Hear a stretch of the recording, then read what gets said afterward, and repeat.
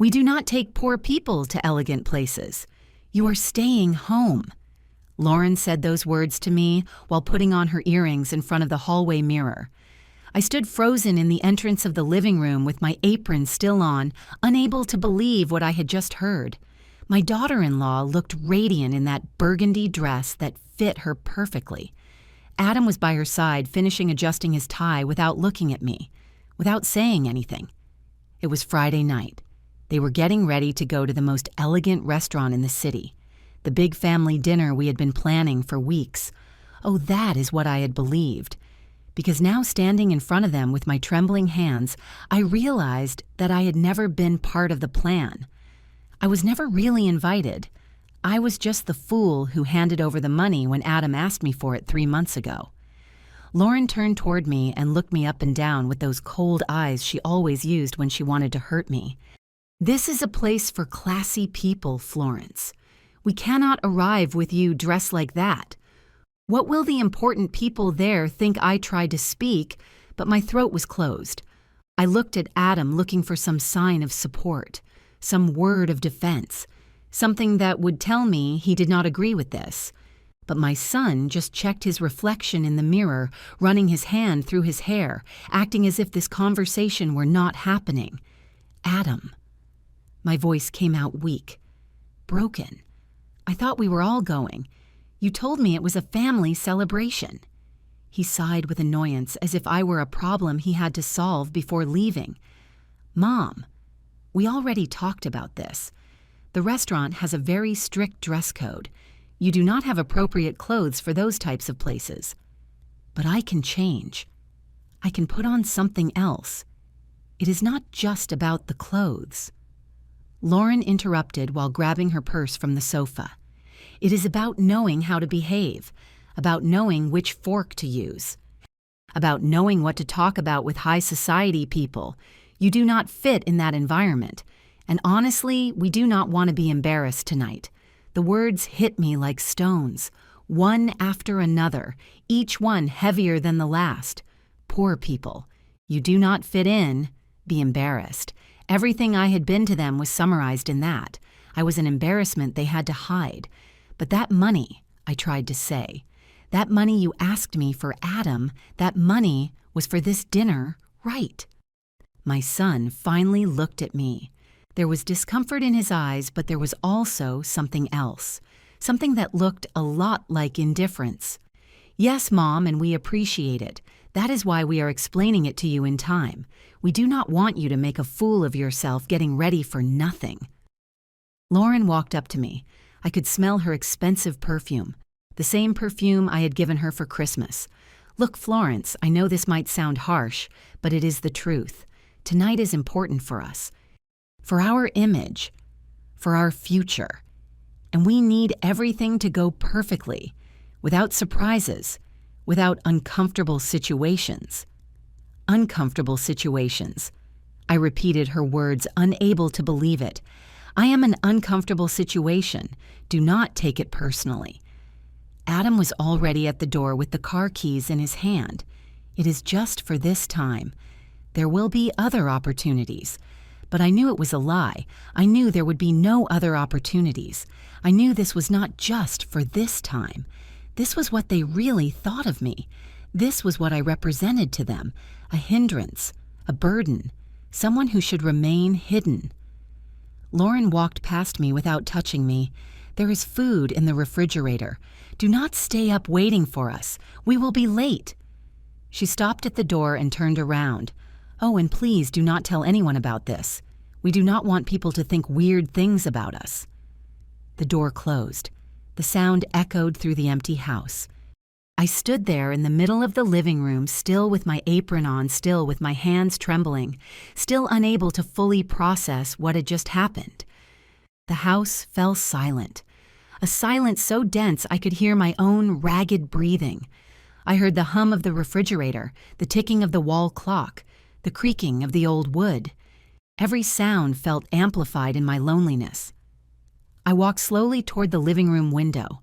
Outside, I could see the car driving away down the street, the taillights disappearing into the darkness of the night, taking my son away, taking my money, taking my dignity.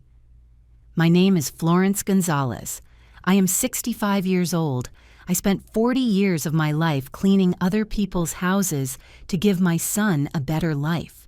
I worked until my hands were full of calluses and my knees stopped working well. I sacrificed everything, my dreams, my youth, my health, everything so that Adam could study, so that he had new clothes, so that he never lacked anything. And now I was here, alone in my own house, excluded from my own family, treated like trash by the same people who had everything thanks to me. I sat on the sofa, the same sofa where Adam used to fall asleep when he was a child, the same sofa where I read him stories before bed, the same sofa where I had spent so many nights sewing his clothes so he would look presentable at school. Everything seemed so far away now, as if it had been another life, another Florence, a Florence who still believed that a mother's love was enough. The tears began to fall, silent, heavy, rolling down my wrinkled cheeks uncontrollably. I cried for the woman I had been, for the mother who gave everything without asking for anything, for the grandmother who had not even been considered. I cried for every sacrifice that now seemed to be worth nothing. But while I cried, while the pain split my chest, something else began to move inside me. Something small, something that had been asleep for too long. A spark of rage. Not the rage that screams, not the rage that breaks things, but the cold rage. The rage that thinks, the rage that remembers. Because this had not been the first time. This had not been the first humiliation. It had only been the most direct, the most cruel, the most obvious. But there had been others, many others, small exclusions that I had justified, small lies that I had believed, small slights that I had ignored. And as the night fell completely over my empty house, as the silence wrapped around me like a heavy blanket, I knew something had changed, something had broken inside me, and I was no longer sure I wanted to fix it. I sat on that sofa for hours. I do not know how many exactly. Time seemed to have stopped. The house was dark except for the light from the street lamp coming through the window. I did not move. I did not turn on the lights. I just stayed there with the tears drying on my cheeks while my mind started to remember things I had been ignoring for a long time. The first time Lauren made me feel invisible was 2 years ago. It was on Adam's birthday.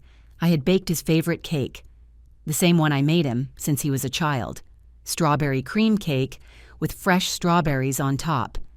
I had gotten up at 5 in the morning to make it perfect. When I arrived at their house with the cake in my hands, Lauren opened the door and looked at me with that fake smile I already knew well. Oh, Florence, you should not have bothered. She took the cake from my hands without inviting me in. We already ordered a cake from the French bakery downtown. You know, something more sophisticated for the celebration. She stood in the doorway blocking the entrance. The party is only for close friends. Nothing family related. We will celebrate another time with you. I stood there on the porch with empty hands. But Adam told me to come at 7. Oh, it must have been a misunderstanding. Lauren was already closing the door. We will call you tomorrow, okay? They never called me. And when I asked Adam days later, he just said it had been a last-minute meeting with his work partners, that it had not been anything important. I believed him, or I wanted to believe him, because it was easier to believe it had been a misunderstanding than to accept that my own son had lied to me. Then it was Mother's Day last year. Adam had promised me we would spend the day together, that he would take me to eat somewhere nice. I got ready in my best dress. The light blue dress I had bought on sale years ago, but that still looked presentable. I combed my hair carefully. I even put on a little lipstick. I sat in the living room waiting for him from 11 in the morning. I waited until 2 in the afternoon, then until 4, then until 6. The phone rang at 7 at night. It was Adam. His voice sounded cheerful, too cheerful. Mom, sorry. Something came up last minute with Lauren's parents. We had to go to lunch with them. You know how her family is, very strict with traditions. But Adam, today is Mother's Day. You promised me. I know, Mom. I know. I will make it up to you next week. I promise. He never made it up to me. And I never complained, because good mothers do not complain. Good mothers understand. Good mothers forgive. Or that was what I told myself every time my chest hurt from his indifference. Then came Christmas, the Christmas where I had saved for months to buy them nice gifts, a watch for Adam, a leather purse for Lauren. They were not expensive things, but it was the best I could afford with my pension. I wrapped them carefully. I put gold bows on them. I took them to their house on the morning of December 24th. Lauren opened the door in a robe. Her hair was wet, as if she had just gotten out of the shower. Florence. What a surprise. She did not sound surprised. She sounded annoyed. I did not know you were coming today. Adam told me we would have dinner together on Christmas Eve, like always. She stayed silent for a moment. Then she sighed. Florence, this year, we decided to spend Christmas alone. Start our own traditions as a couple. I hope you understand. Alone. But what about me? You can celebrate with your friends, with Pauline, or with someone from the neighborhood. Do not stay alone. She took the gifts from my hands. Thanks for the details. We will open them later. The door closed before I could say anything else. I stood on the porch in the cold afternoon of December 24th, alone, with empty hands, with a broken heart. I walked back to my house and spent Christmas Eve watching television, eating the leftovers of the dinner I had prepared, thinking they would share it with me. I never knew if they opened my gifts. They never thanked me. They never called me to wish me Merry Christmas. And then there were the times I called and they did not answer, the times I wrote them messages and they replied with monosyllables days later, the times I drove past their house and saw the car parked, but when I knocked on the door, no one opened, the times I heard their voices inside, but they pretended not to be there. I got up from the sofa and walked to the kitchen. I turned on the light and poured myself a glass of water. My hands were still trembling. I opened the refrigerator and saw the food Lauren had mentioned, a container with leftovers of something that did not even look appetizing. That was what they had left me, leftovers. Because that was what I was to them, a leftover of their perfect life. I took my phone out of my apron pocket. I opened the Photos app and started scrolling.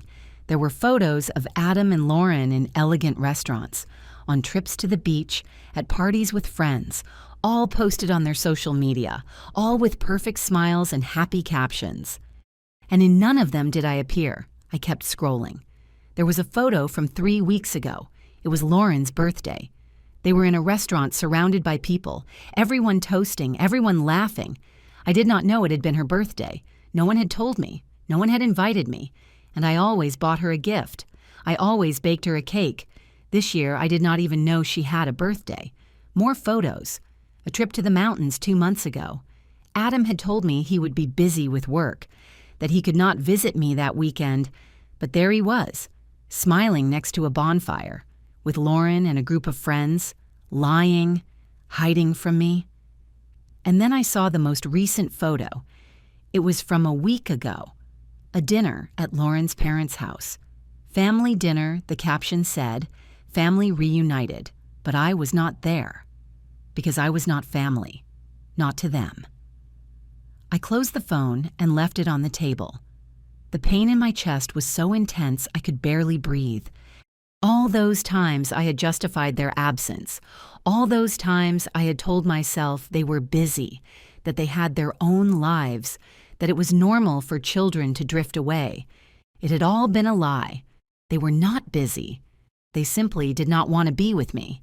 I sat back down at the kitchen table, the same table where I had prepared thousands of meals for Adam, the same table where I had done his homework while I helped him with math problems, the same table where we had eaten breakfast together every morning for 18 years. Now that table only reminded me of everything I had lost. I thought about all the times Lauren had made comments about my clothes. Florence, you should update your wardrobe. Those dresses are very out of style, or about my house. This area of the neighborhood is not what it used to be. You should think about moving to something smaller, or about my way of speaking. Florence. When we are in public, try not to talk so much about your cleaning job. People are not interested in that kind of thing. I always stayed quiet. I always nodded. I always tried to change to please her. Because I thought if I did everything right, if I tried hard enough, she would accept me. They would accept me. But now I realized it had never been enough. It never would be. Because the problem was not me. The problem was that they were ashamed of me. I looked at the wall clock. It was 10 at night. They must be at the restaurant right now, sitting at some elegant table, eating expensive food, laughing with important people, while I was here, alone, excluded, forgotten, with the money I myself had given them 3 months ago. That money, $3,000 I had saved for years, every dollar earned with my sweat, with my hands cracked from scrubbing floors so much, with my knees sore from kneeling to clean other people's bathrooms. Adam had told me he needed it for an important investment, that it was urgent, that he would pay me back soon.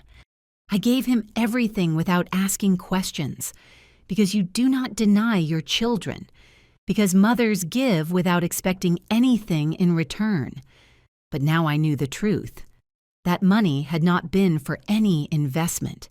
That money had been for this dinner, for this luxurious celebration from which I was excluded. My own money was paying for my humiliation. I got up and walked to my bedroom. I opened the drawer of my nightstand and took out the notebook where I kept my accounts. I turned the pages with trembling hands. Everything was written there.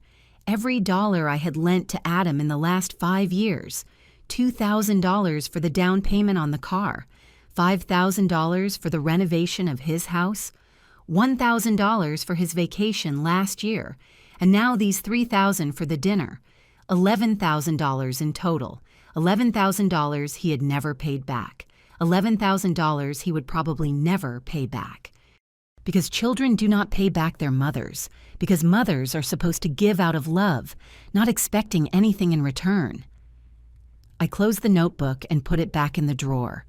The tears started falling again. But this time, they were not just tears of sadness. They were tears of rage, of helplessness, of disappointment, of all the pain accumulated over years finally finding an exit.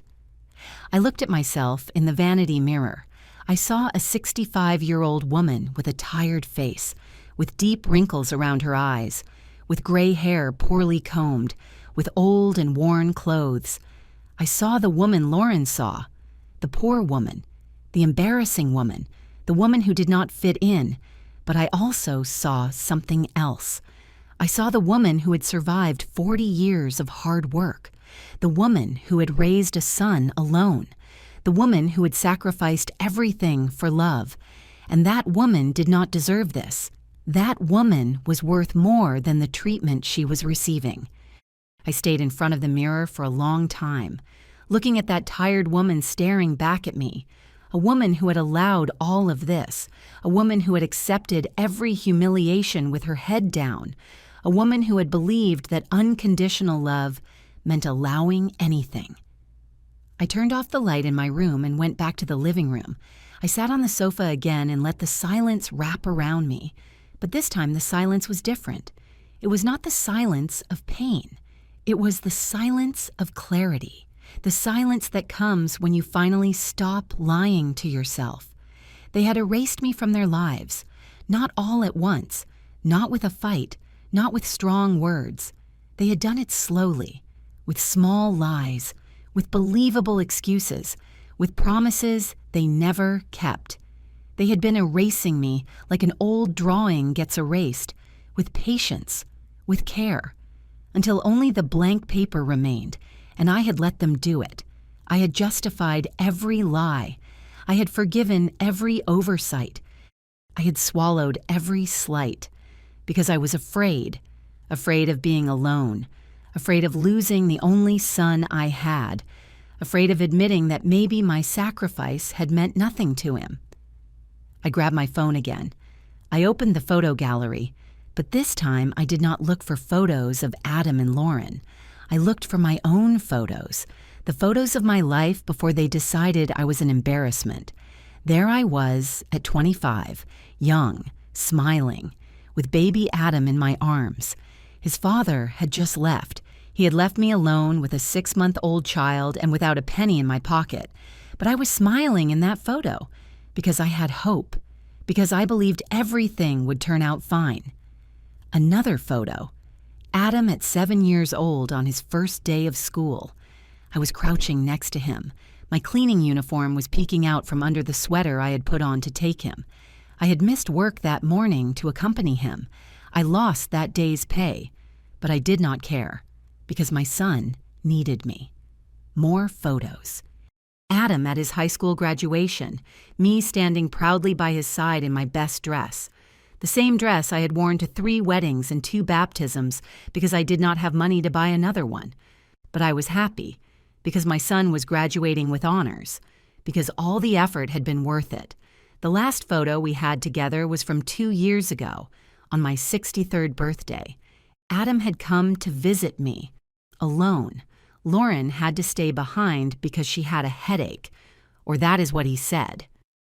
We were sitting in this same living room. I had made my own cake, a simple vanilla cake. Adam looked uncomfortable in the photo, as if he wanted to be somewhere else. That had been the last time we had spent time alone, the last time I had felt I was still his mother. After that, everything changed. The visits became shorter, the calls rarer, the excuses more frequent, and I just watched him drift away without being able to do anything to stop him. I put the phone aside and closed my eyes. I took a deep breath.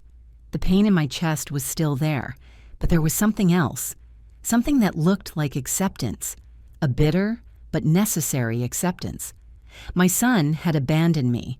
Not physically, but emotionally, he had cut all ties with me, and Lauren had only accelerated a process that maybe had already started before. Maybe Adam had always been ashamed of me, of my job, of my humble house, of my way of speaking, of everything I represented, and Lauren had simply given him permission to act on what he already felt. I got up from the sofa. I walked to the kitchen and poured myself a glass of water. My legs were trembling, not from sadness, but from something different, something that felt like waking up from a long dream, a dream where I had been the perfect mother and he had been the grateful son. But that dream had never been real. I opened the drawer where I kept important documents. I took out the manila envelope where I had all the papers for the house, the deeds, the payment receipts, the documents that proved this house was mine, completely mine, paid for with my work, with my effort, without anyone's help. I also took out the bank statements, the statements that showed every transfer I had made to Adam in the last few years, $11,000 in total, $11,000 he had never mentioned returning, because for him that money was a gift, or worse, it was my obligation, because mothers must give, always give. I put all the papers on the table and looked at them.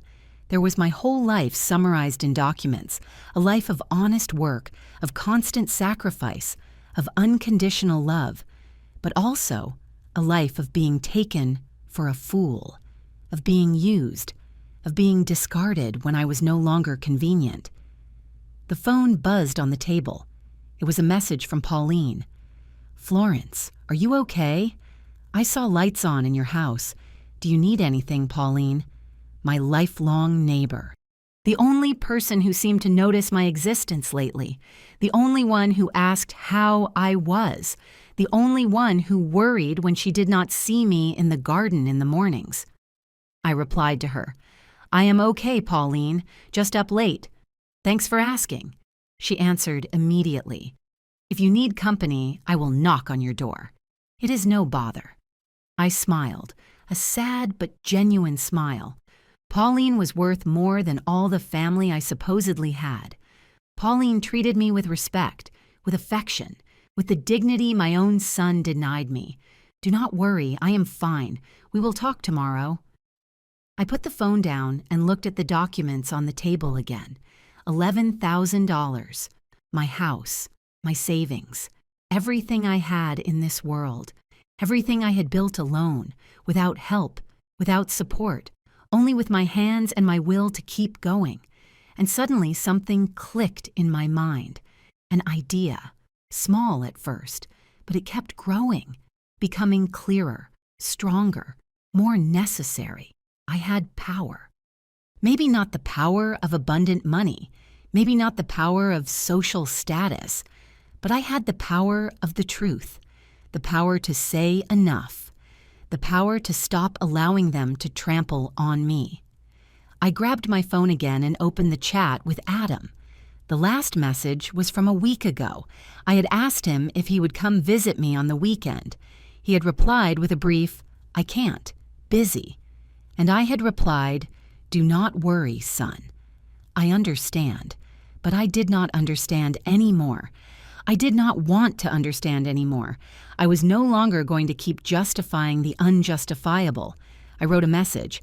"Adam, I need to talk to you tomorrow. It is important." I did not send it yet. I stared at the words on the screen, thinking, calculating, planning. I deleted the message. It was not time yet. First, I needed to think. I needed to be sure of what I was going to do. I needed to be sure I was ready to face what would come next. I sat back down at the table. I took a sheet of paper and a pen. I started to write, to take notes, to organize my thoughts. Every humiliation, every lie, every broken promise, every dollar lent and never returned. Everything was written on that paper. It was not to show it to anyone.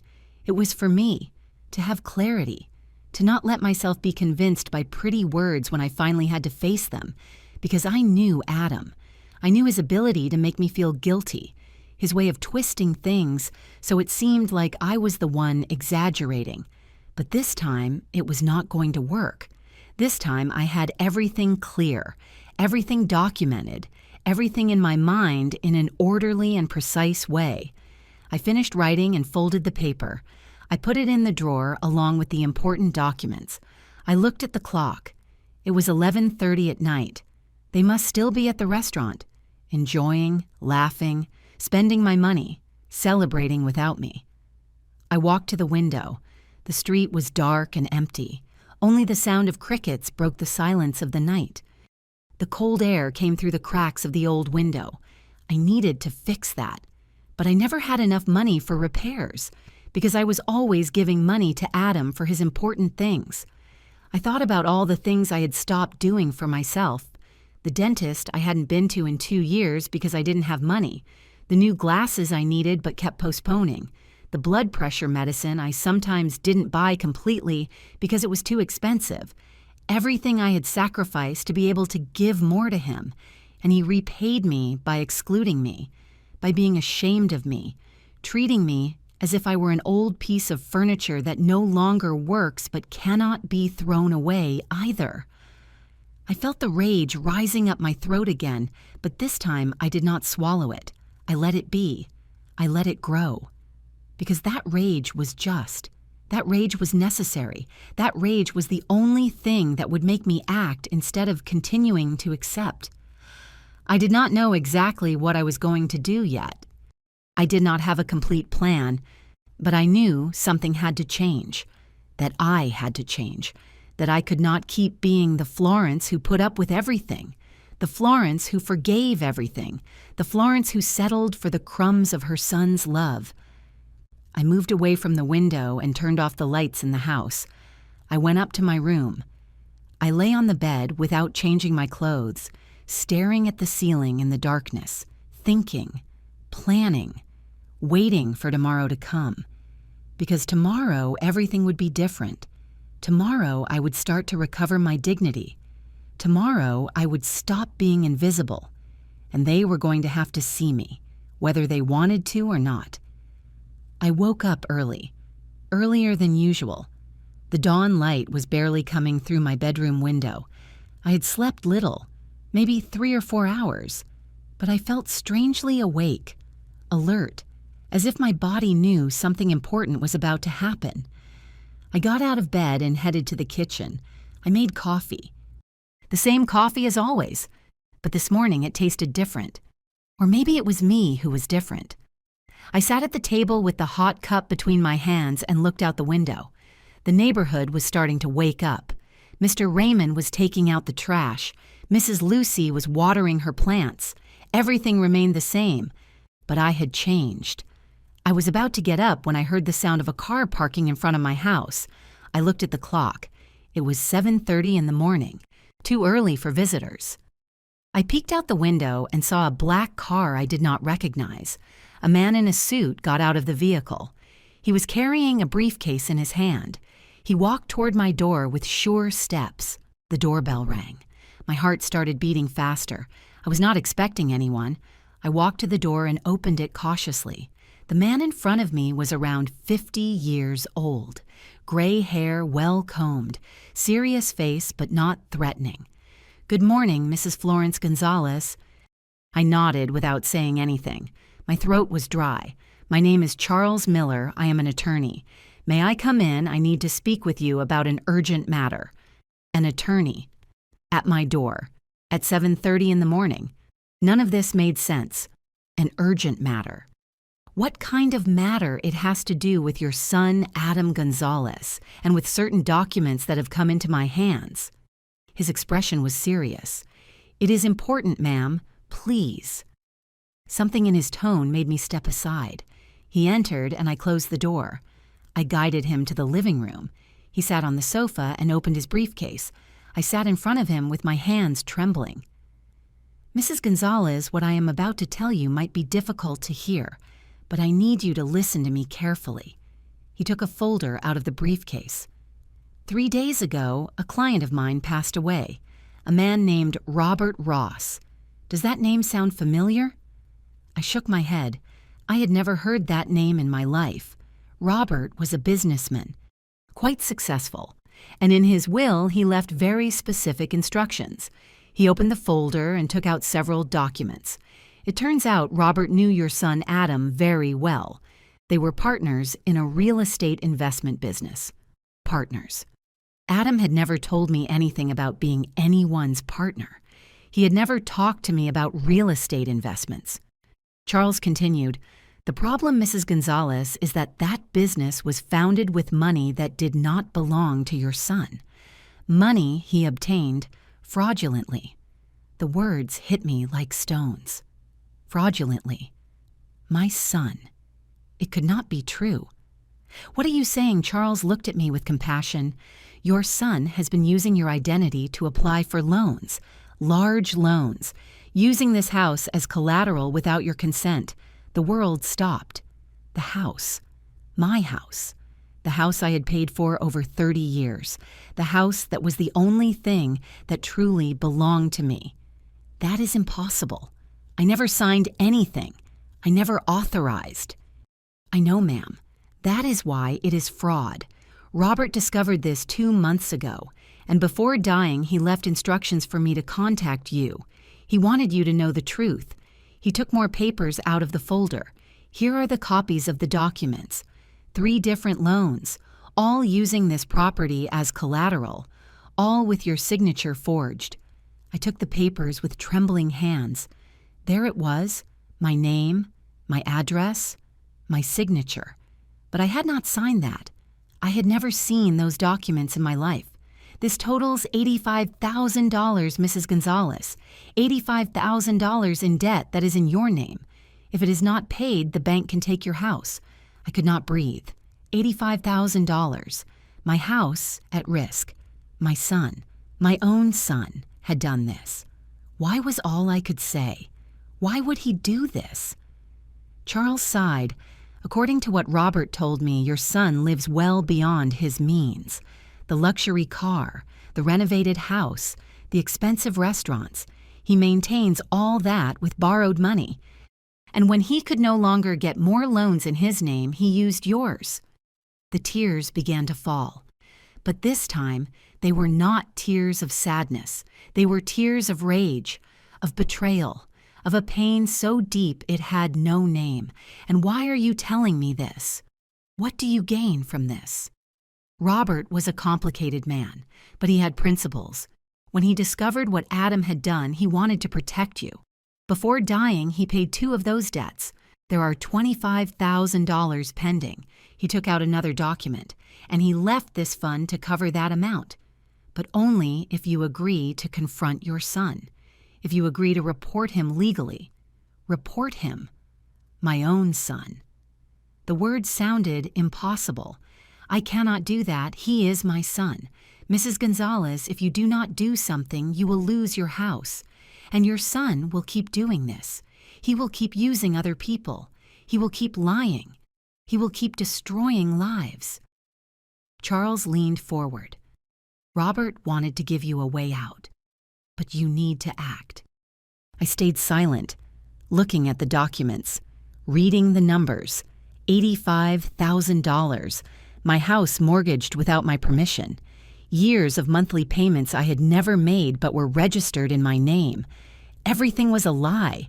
Everything was fraud. And my son was responsible. How much time do I have to decide? The payments are due in 3 weeks. If they are not covered, the foreclosure process will begin automatically. Charles closed the folder. I know it is a lot to process, but I need you to understand the gravity of the situation. He got up from the sofa. He took a card out of his pocket and handed it to me. This is my number. Call me when you are ready to talk, but do not take too long. Time is running. I walked him to the door. He left without saying anything else. I closed the door and stood there, with the card in one hand and the documents in the other, feeling my world crumble completely. I walked back to the living room like a zombie. I sat on the sofa. I opened the documents and started reading them one by one. Every page was worse than the last. Loans requested 2 years ago, payments that were never made, accumulated interest, foreclosure threats, everything in my name, everything without my knowledge. And then I saw something that froze my blood. In one of the documents, there was an email address, an account that was supposedly mine but I had never created. And there was a phone number, a number that was not mine. Adam had created a fake identity in my name. He had forged my signature. He had used my data. And he had done it all while looking me in the eye and calling me Mom. I picked up my phone with trembling hands. I dialed Adam's number.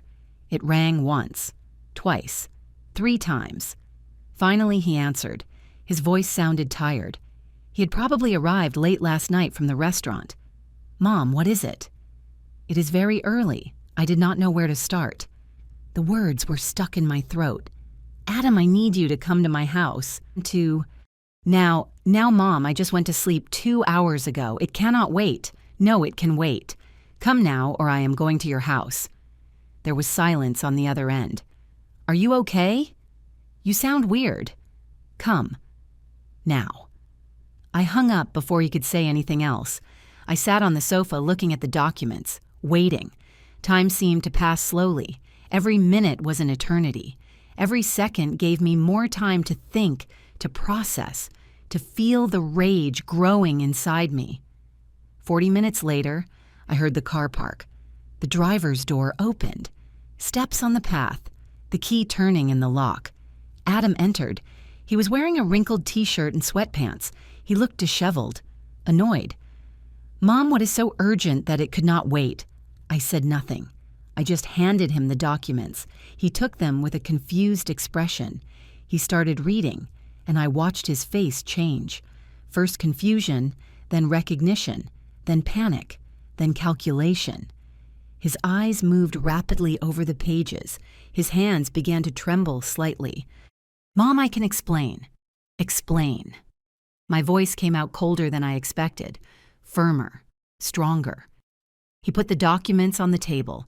He ran his hands through his hair. It is complicated. I was going to tell you. But I could not find the right moment. You could not find the right moment to tell me you mortgaged my house without my permission, that you forged my signature, that you put me in debt for $85,000. It is not that simple. I needed that money for an investment, an investment that was going to give us a lot of money, everyone. I was going to pay you. I was going to pay for everything. When were you going to pay it?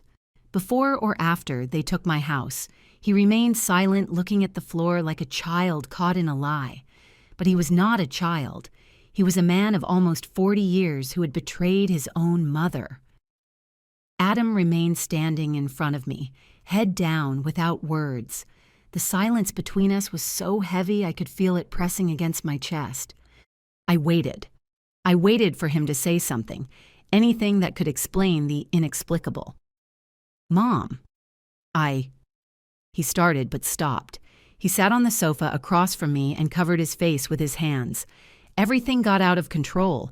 I thought I could handle it. Handle it. My voice came out louder than I intended. Handle it. Adam, you forged my signature. You used my house without my permission. You put me at risk of losing everything, and you call it handling it. It was a secure investment. Robert promised me. He said in 6 months we would have double the money. I was going to pay you everything. With interest. You were going to be better off than ever. Robert is dead.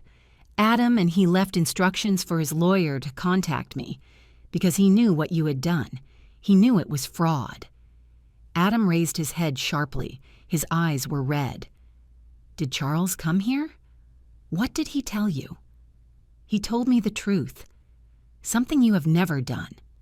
He got up from the sofa and started pacing from one side to the other, like a caged animal. "Charles does not know anything. He just wants to cause trouble. Robert and I had an agreement, a private agreement, an agreement that included using my property without my consent. I picked up the documents from the table. Here's everything.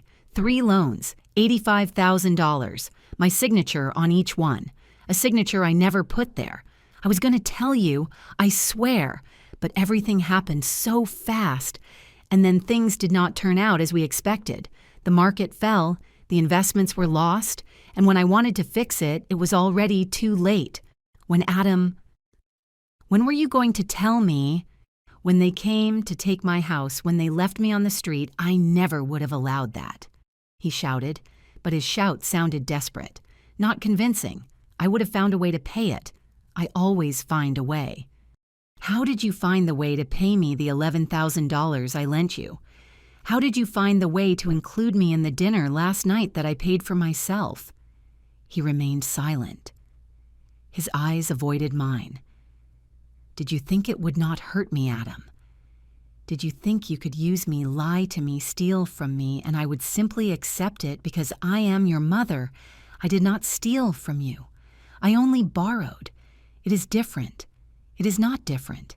It is theft. It is fraud. It is betrayal." The tears started rolling down my cheeks. "I gave you everything. Everything I had. Everything I was. And you paid me back by destroying me. Do not be dramatic, Mom. No one is destroying you." Those words were like a slap. I wiped the tears with the back of my hand. You are right. No one is destroying me, because I am not going to allow it anymore. I got up from the sofa. I walked to the kitchen and took out the drawer where I kept all my important documents. I came back with another folder. I put it on the table next to the documents Charles had brought me. "What is that?" Adam asked suspiciously. "It is everything. Every loan I gave you. Every promise you made me. Every lie you told me." I opened the folder. $11,000 in the last 5 years. Money you never returned. Money you asked me for emergencies that never existed. Adam looked at the papers without saying anything. And here are the bank statements. The transfers. Everything documented. Everything with date and time. I took out more papers. I also have the messages. The conversations where you promised to return the money. The excuses. The lies. What do you intend to do with that? "I intend to protect myself. I intend to ensure you can never hurt me again." He approached me. His expression changed. He was no longer the ashamed son. He was the calculating man, the man who had learned to manipulate. "Mom, think about what you are doing. If you make this public, if you report me, you will ruin my life. My reputation, my marriage. Your reputation is a lie. Your marriage is built on the money you stole from me, and your life is already ruined. You just do not know it yet. And what about you? If this comes to light, everyone will know your own son scammed you. How do you think they will see you? Do you think you will have dignity? His words sought to hurt me, sought to make me feel small, but they did not work anymore.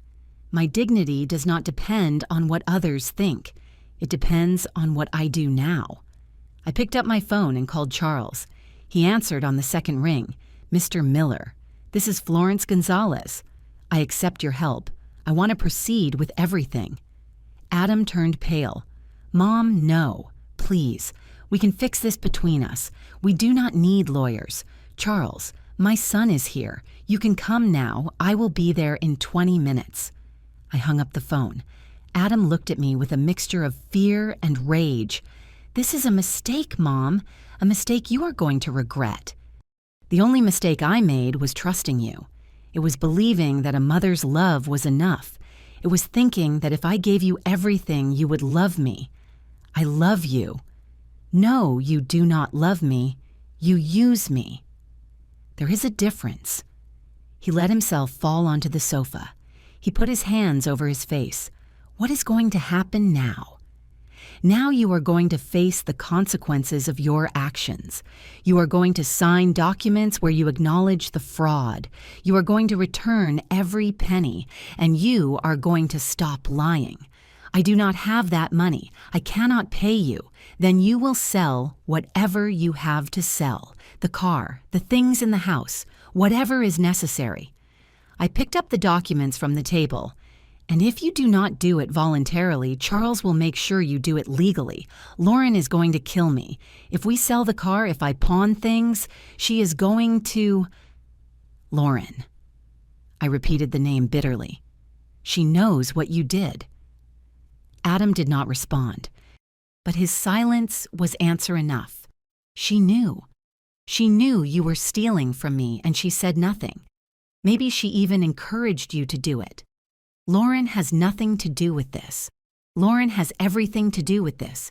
She convinced you that I was an embarrassment, that I did not deserve respect, that I was just a source of money you could exploit. It is not like that. No. Then explain to me why last night they told me I could not go to a dinner that I paid for myself.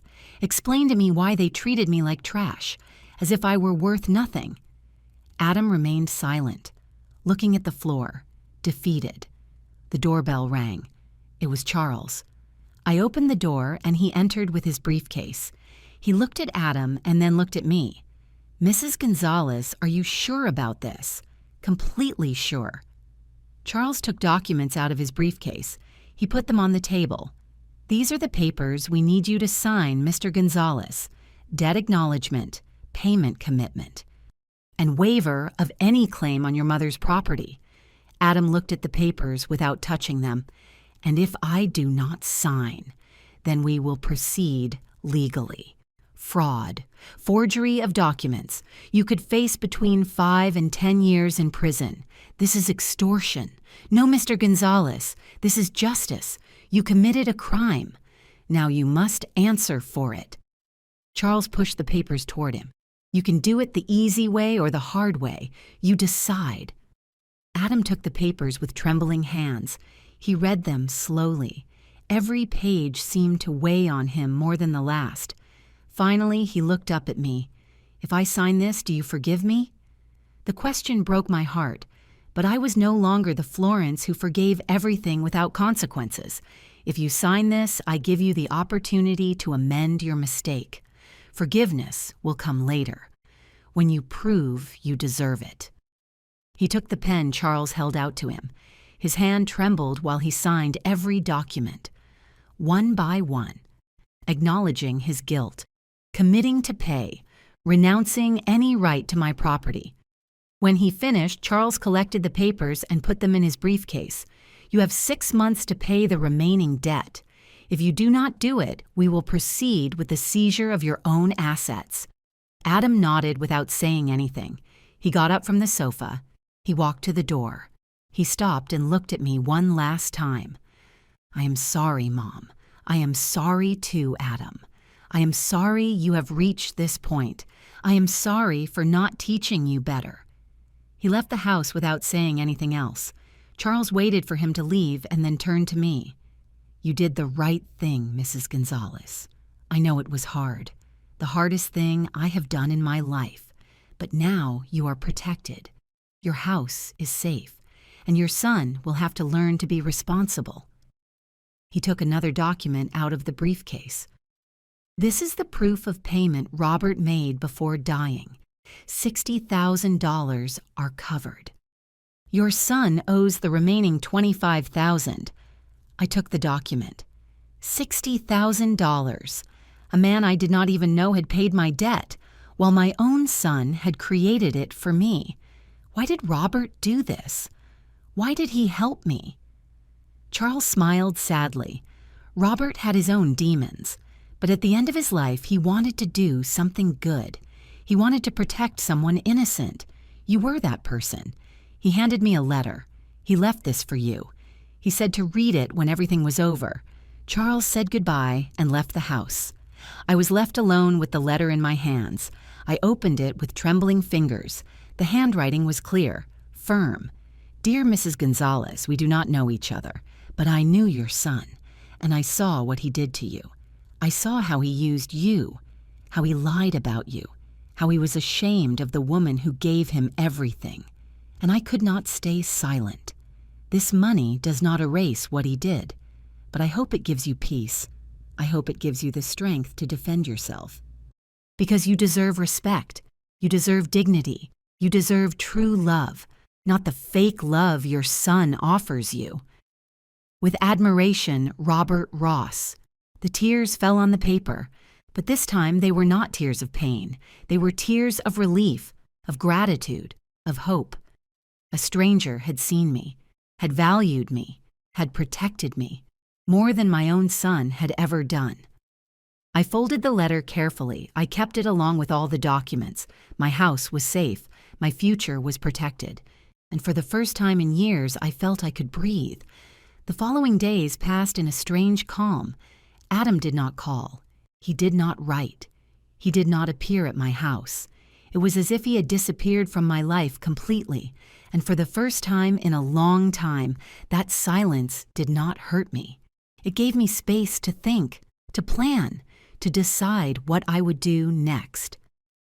I spent the mornings organizing all my documents, every paper, every receipt, every piece of evidence of what had happened. I kept them in separate folders, everything orderly, everything clear. Charles had advised me to keep copies of everything, and I followed his advice to the letter. Pauline came to visit me on Wednesday afternoon. She brought a lemon cake she had made that morning. She sat with me in the kitchen and poured me coffee without asking anything. But I knew she was curious, that she had noticed Charles' car, that she had seen Adam leave my house with a distraught face. "Are you okay, Florence?" she finally asked. I looked her in the eyes, those kind eyes that only wanted to make sure I was okay. And for the first time in a long time, I did not lie. "No, I am not okay, but I will be. Do you want to talk about it?" I told her everything, every detail, every lie, every betrayal. Pauline listened to me in silence, without interrupting, without judging. When I finished, she took my hand in hers. "That boy does not know what he has. He never knew. It does not matter what he knows or does not know anymore. What matters is what I know now. And what are you going to do? I am going to recover my dignity. I am going to ensure this never happens again." Pauline nodded. "If you need anything at all, you just have to tell me. You are not alone in this." Her words filled me with warmth the warmth I should have received from my own family, but only found in a neighbor, in a true friend. On Thursday morning, Charles called me. "Mrs. Gonzalez, I have news. Adam has started selling some things. He put the car up for sale, and he is trying to get a personal loan to cover part of the debt. And Lauren, she knows." There was a pause. From what I understand, she is furious, very furious. She has been calling Adam all kinds of things. She says he ruined her life. Of course, Lauren only cared about herself, about her image, about her lifestyle, not about the damage they had caused, not about the mother they had betrayed. Good. Let her face the consequences. There is something else, Mrs. Gonzalez. Lauren has been making calls, trying to get money from her own family. It seems her parents have resources. They could help pay the debt faster. As long as they pay what they owe, I do not care where the money comes from. Understood. I will keep you informed of any development. I hung up the phone and stayed thinking. Lauren asking her family for help. Lauren humiliating herself in front of her parents. Lauren having to explain that her husband had committed fraud against his own mother. There was a certain poetic justice in all this. But I did not feel satisfaction. I did not feel joy for her suffering. I just felt an emptiness. The emptiness of knowing my son had chosen that woman over me, that he had preferred to please her than to respect his own mother. On Friday night, while I was preparing dinner, my phone rang. It was an unknown number. I hesitated to answer, but something made me pick up. Mrs. Florence. It was a woman's voice. Older. Educated. Yes. Who is speaking? My name is Susan Lewis. I am Lauren's mother. My heart skipped a beat. Lauren's mother. What would she want, Mrs. Lewis? How can I help you? I need to talk to you. In person. Could you come to my house tomorrow? It is important. What is it about? I prefer to discuss it in person. Please. It is about our children, about this terrible situation. Something in her voice made me accept. Okay. At what time? Is 3 p.m. Okay, I will send you the address by message. I accepted and hung up. What would Lauren's mother want? Would she come to defend her, to attack me, to ask me to forgive everything and forget what happened? That night, I almost did not sleep. I tossed and turned in bed, thinking about all the possibilities, preparing what I would say, rehearsing the answers. I was not going to let myself be manipulated. I was not going to allow anyone to make me feel guilty for protecting myself. On Saturday, I got ready carefully. I put on my best dress, the light blue one that always made me feel presentable. I combed my hair and put on light makeup. I wanted to look dignified, strong, not like the poor and ashamed woman Lauren had described. The address Susan sent me was for a house in the elegant area of the city. A large house with a well-kept garden, iron gate, fountain in the entrance. Everything screamed money, a lot of money. I rang the doorbell and a maid opened it for me. She led me through a huge living room to a back garden where Susan was waiting for me, sitting at a wrought iron table. She got up when she saw me. She was a woman of about 70 years, elegant, with perfectly combed hair, dressed in expensive but discreet clothes. Mrs. Florence, thank you for coming. She extended her hand. Her grip was firm. Mrs. Lewis, please sit down. Can I offer you something to drink? Coffee, tea? A coffee is fine. She signaled the maid who disappeared inside. We sat facing each other.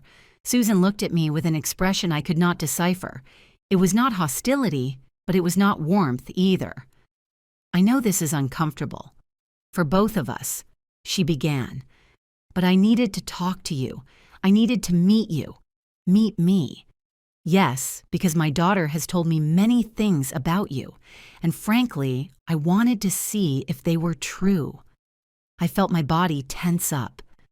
What kind of things? Lauren told me you were a problematic woman, that you were always asking for money, that you were manipulative, that you used guilt to control Adam.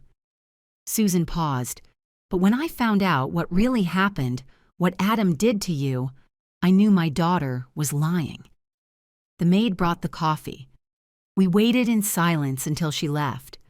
Does Lauren know you are talking to me? No, and I would prefer she did not know. At least not yet. Susan took her cup of tea. My daughter has many flaws, Mrs. Florence, and I have part of the blame. We raised her with too many comforts. We gave her everything without teaching her the value of anything. Why are you telling me this? Because I want you to know that not everyone in my family is like her. Because I want to apologize for the damage my daughter has caused you. Susan looked me directly in the eyes. And because I want to help you, I do not need your help. I know. Charles told me you rejected Robert's offer to pay everything, that you insisted your son pay his own debts. That speaks very well of you. Charles told you, Robert was my brother, Mrs. Florence. I know everything that happened, and I agree with what you did. Robert was her brother. The world suddenly felt very small. When Robert told me what Adam had done, I felt ashamed, because my daughter was part of that, because she knew and did nothing to stop it. Worse yet, she encouraged it. She encouraged it. Susan nodded. Lauren has always been ambitious. She has always wanted more than she has. And when she married Adam, she thought she had found someone who could give her the life she wanted. But Adam does not have as much money as she believed. So they started living on borrowed money, on appearances, on lies, and I was an easy source of money. Exactly. And when you no longer had anything to give, he resorted to fraud. Susan put her cup on the table. But there is something else you need to know, something not even Charles knows yet. My heart started beating faster.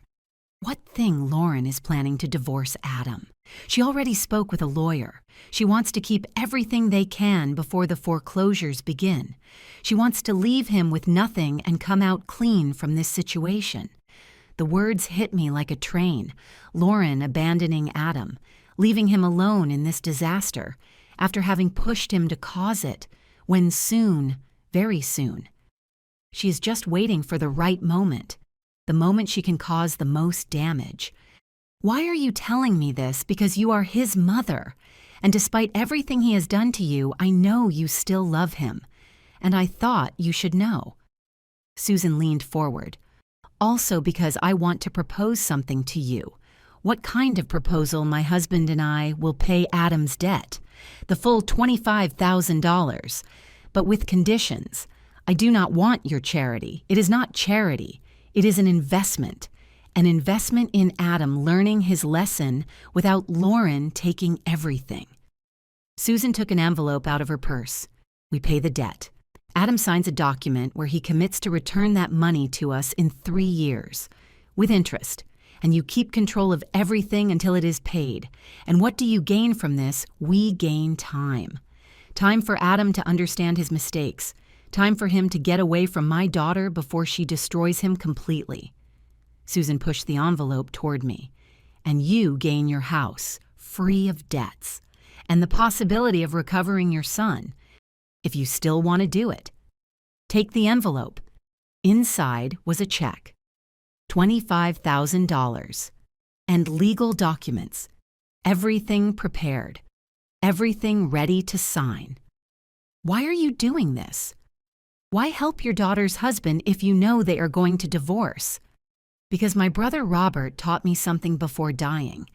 He told me money without dignity is worth nothing, and that sometimes doing the right thing costs money, but it is worth it.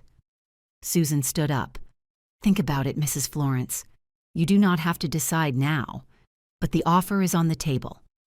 She walked me to the door. Before leaving, she took my hand. One more thing. When all this ends, when Lauren leaves, Adam is going to need someone. He is going to be alone, destroyed. And only you will be able to decide if you want to be there for him, or if you prefer to let him face the consequences alone. I left that house with the envelope in my purse and 1,000 thoughts in my head. I drove back to my house in silence, thinking, calculating, feeling. When I arrived home, I took out the envelope and put it on the table. I looked at it for hours, the check, the documents, the easy solution to all this problem. But none of this was about easy. It was about right. And I still did not know what was the right thing to do. I spent all Saturday night without sleeping. The envelope with the $25,000 check was on my kitchen table. I looked at it over and over again, trying to understand what was the right thing, trying to separate what my heart wanted from what my mind knew I should do. On Sunday morning, I made a decision. I called Charles. Mr. Miller, I need you to come to my house. Today, if possible. Did something happen, Mrs. Gonzalez? Yes, something happened, and I need your advice. Charles arrived an hour later. I showed him the envelope. I told him about my conversation with Susan. He read the documents carefully. His expression was serious. It is a good offer, legally solid.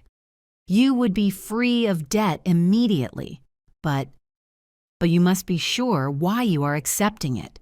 Do you accept it because you want to help Adam or because you want him to learn the lesson in the least painful way? The question hit me because I was not sure of the answer. I do not know. Honestly, I do not know. Charles sat in front of me. Mrs. Gonzalez, what your son did was terrible, but he is going to pay the consequences one way or another. The question is, do you want to be part of his learning process, or do you want to walk away and let him fall alone? I am his mother. Being a mother does not mean being responsible for his mistakes, nor does it mean you have to rescue him always. His words were harsh, but true. During my whole life, I had rescued Adam. From his bad grades, from his bad decisions, from his debts. I had always been there to prevent him from falling, and maybe that was part of the problem. What would you do in my place? Charles sighed. I would accept the offer. Would. But not for Adam, but for you, because you deserve to live in peace, without debts hanging over your head, without having to worry about losing your house. He was right. My house, my security, that was the most important thing. Not Adam, not Lauren, me. Okay, I accept. Charles nodded. Then we need to organize a meeting. With Adam, with Susan, to sign all the documents and make everything clear. How about tomorrow Monday afternoon, in my office, neutral, professional? Okay, Charles stood up. I will notify all parties, and Mrs. Gonzalez, get ready. Adam is not going to be happy when he finds out Lauren's parents are paying his debt. After Charles left, I called Pauline. I needed to talk to someone who truly knew me. She came with a bottle of wine and 2 glasses. Tell me everything. I told her about Susan, about the offer, about my decision. Pauline listened to me in silence while we drank the wine. You did the right thing, Florence. You think so? Yes. Because now you can sleep peacefully, because your house is safe, and because you gave your son one last chance to learn. If he wastes it, it is no longer your problem. Her words gave me peace. For the first time in days, I felt I could breathe deeply. Monday arrived faster than I expected. I got ready carefully, the same light blue dress, the well-combed hair. I wanted to look strong, dignified, in control. I arrived at Charles' office at 3 o'clock sharp. Susan was already there, sitting in the waiting room with her husband, an older man, with completely white hair, serious but kind expression. They stood up when they saw me. Mrs. Florence. He is my husband, Albert Lewis. Albert extended his hand.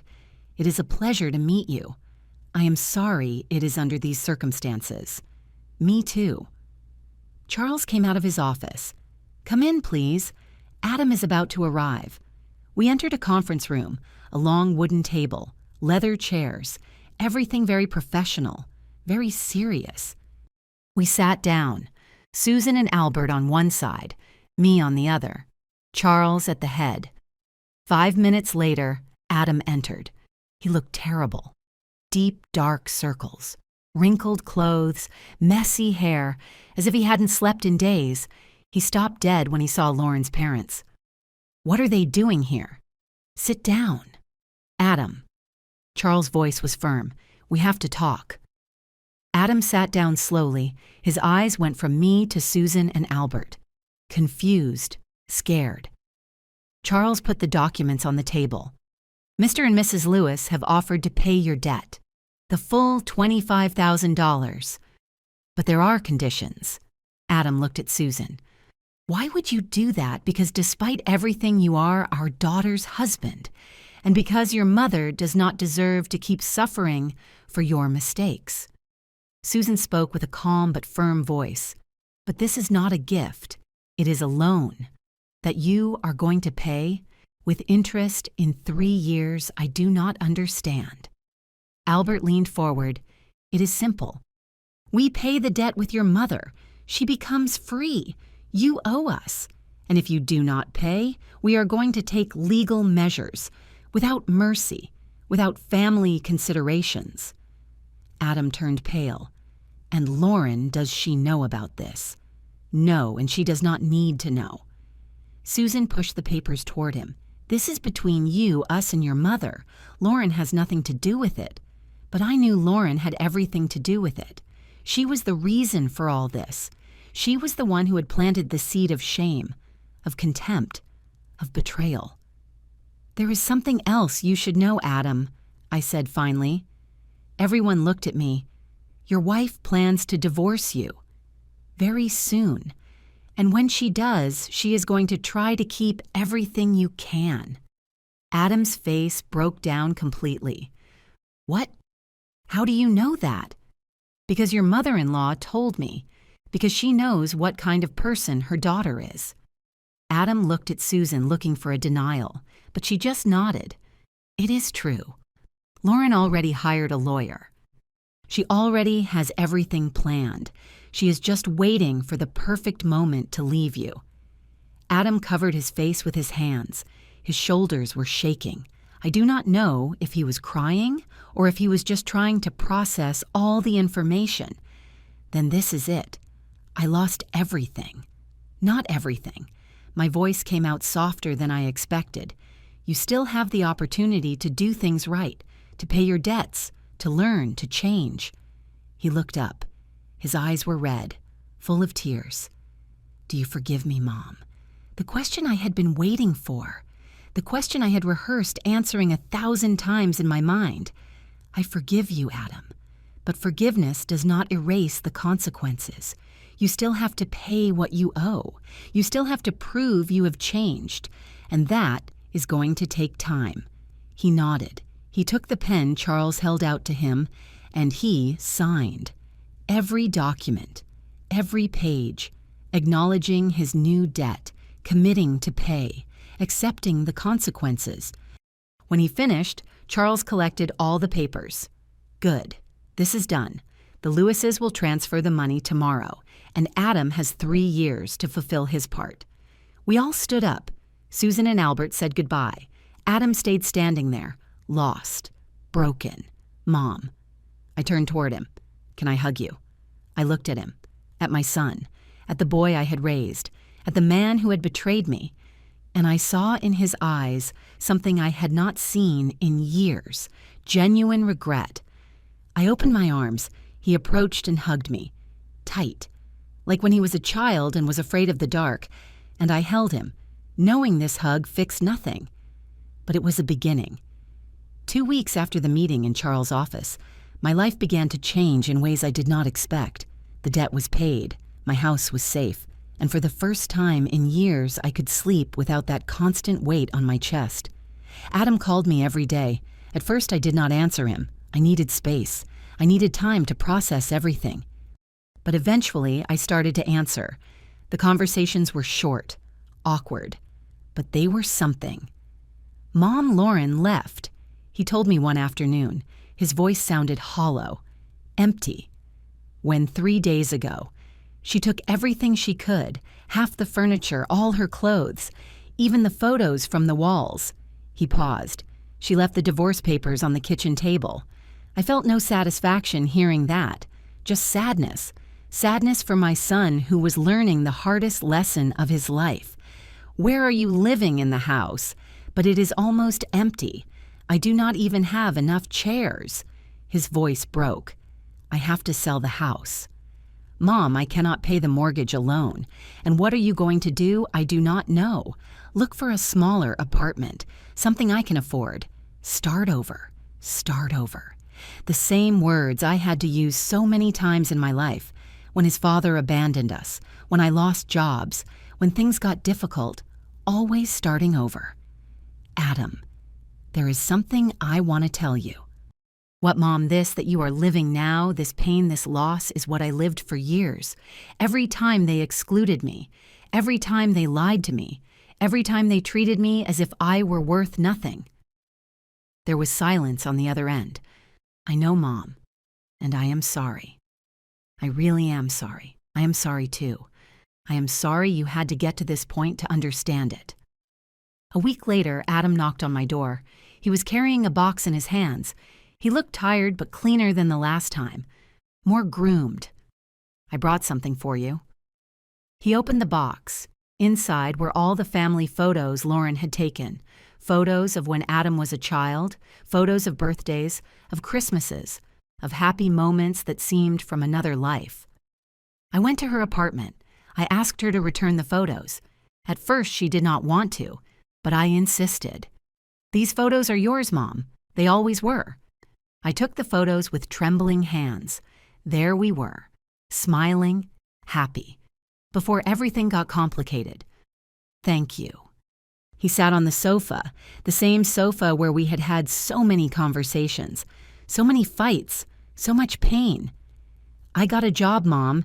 It does not pay much, but it is honest. In a construction company, office work. I am glad. And I sold the car.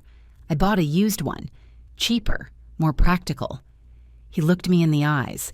I am trying, Mom. I am really trying to do things right.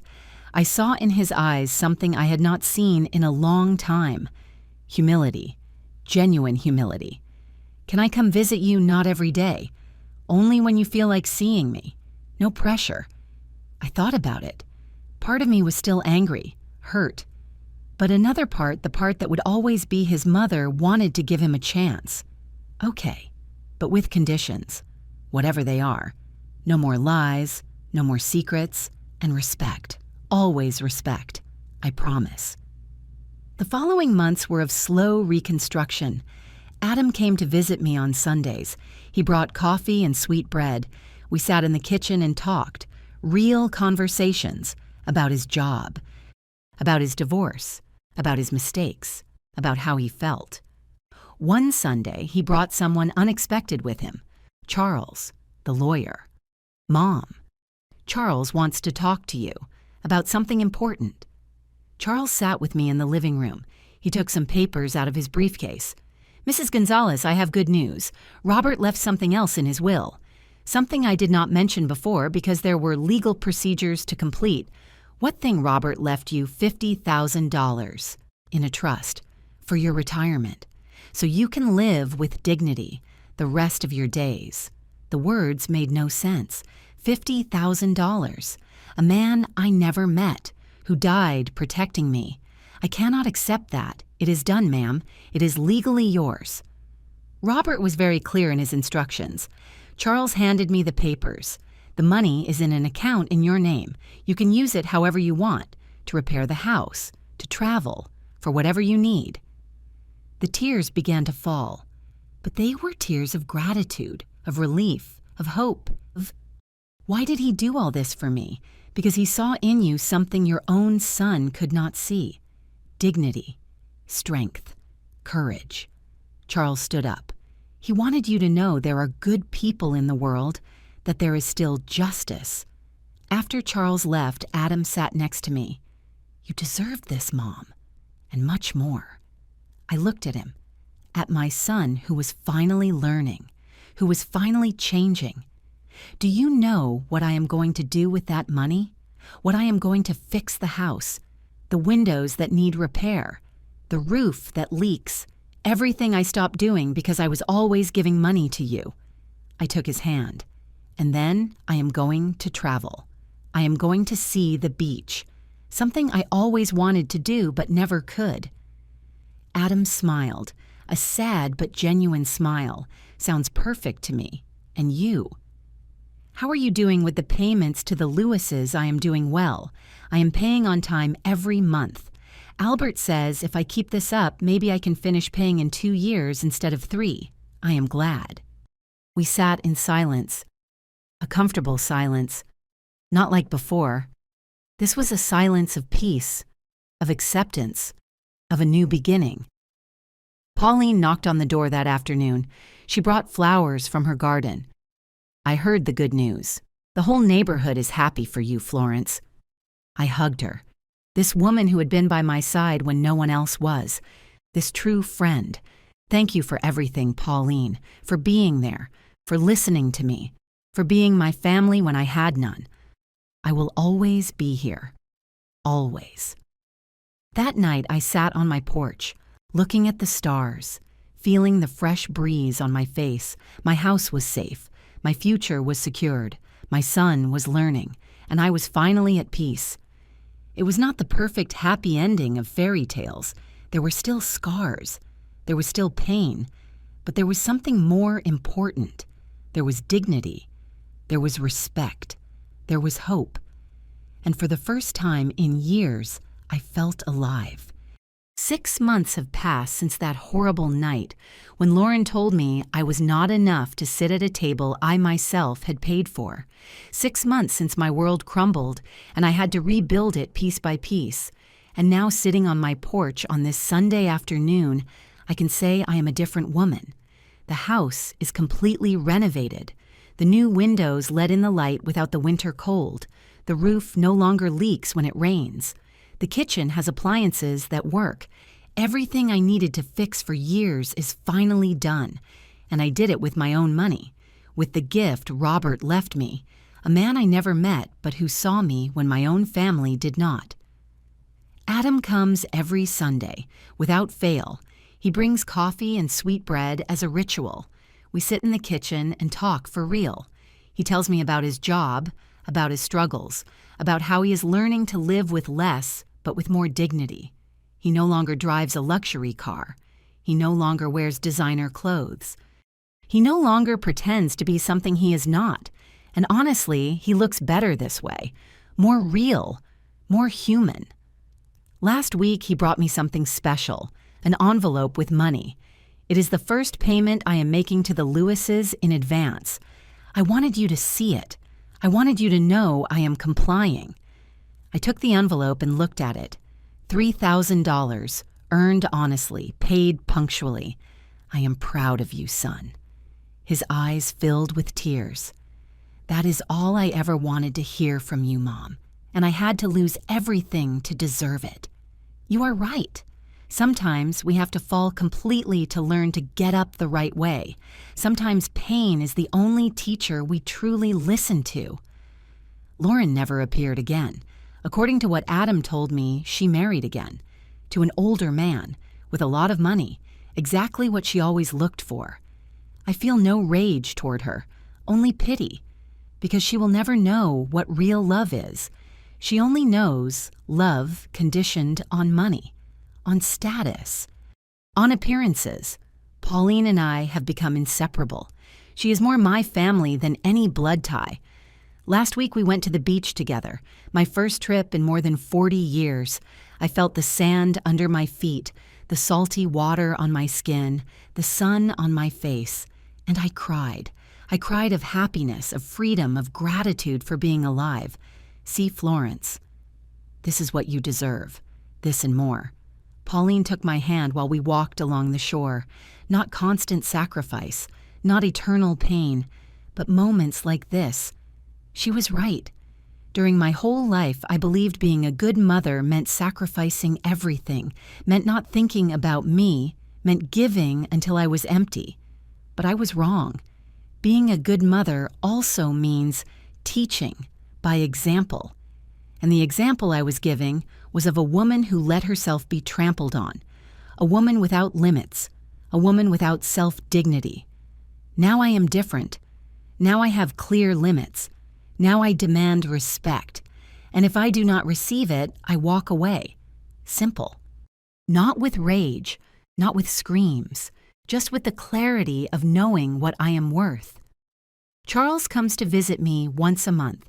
He always brings coffee and always has interesting stories from his cases. We have become friends.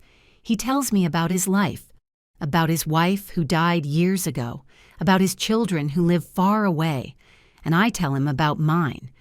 You know, Mrs. Gonzalez, Robert would be very proud of you, of how you handled all this, with so much dignity, with so much strength. I wish I could have met him, thank him personally. He knows.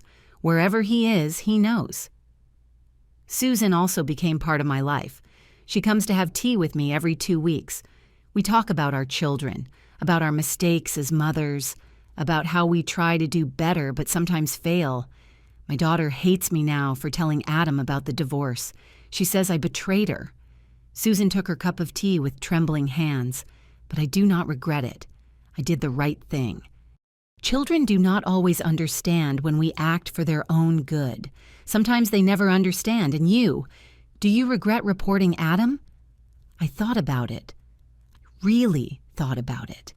No, I do not regret it, because if I hadn't done it, he would still be the same man, the same liar, the same manipulator.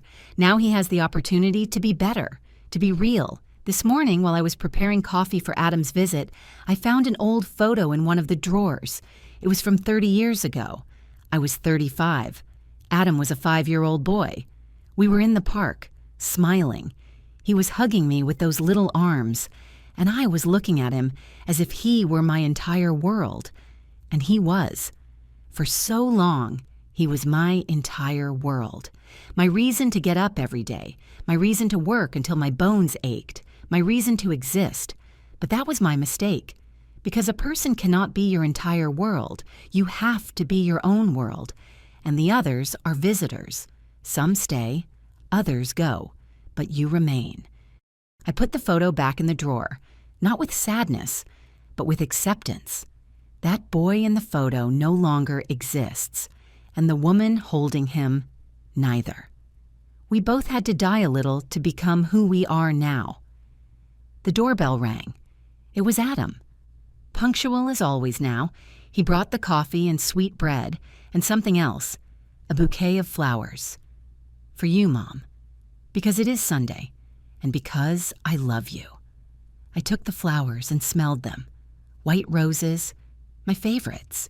He remembered. We sat in the kitchen. We talked about his week, about my week, about the plans each one had. There were no more secrets. There were no more lies. Just honest conversation between two people who were learning to know each other again. Before leaving, he hugged me. Thank you, Mom, for not giving up on me, for giving me this second chance. Thank you for finally seeing me, for finally valuing me. I watched him drive away in his used car, and I smiled. He was not the perfect son. He probably never would be, but he was a son who was trying, and that was enough. That night, I sat on my porch as I had done so many times in these months, looking at the stars, feeling the peace that only comes after the storm. My life was not perfect. There were still difficult days. There were still moments of sadness. But there was also joy. There was friendship. There was dignity. There was self-love. I thought of all the women like me. Women who give everything without asking for anything. Women who let themselves be trampled on because they believe that is love. Women who lose their identity in the process of being mothers. And I wanted to tell them something I would have liked to hear years ago. Your sacrifice is valid, but it does not have to be total. Your love is important, but not at the cost of your dignity. Your children are your treasure, but you also have value. And if someone makes you feel invisible, if someone treats you with contempt, if someone uses you without gratitude, you have the right to defend yourself. You have the right to say enough. You have the right to demand respect, because true love does not humiliate. True love does not exclude. True love does not shame. And if what you receive does not look like love, then it is not love. It is something else, and you deserve better. I got up from the porch and entered my house. My house. Safe, paid, renovated. A reflection of what I myself was, now renovated.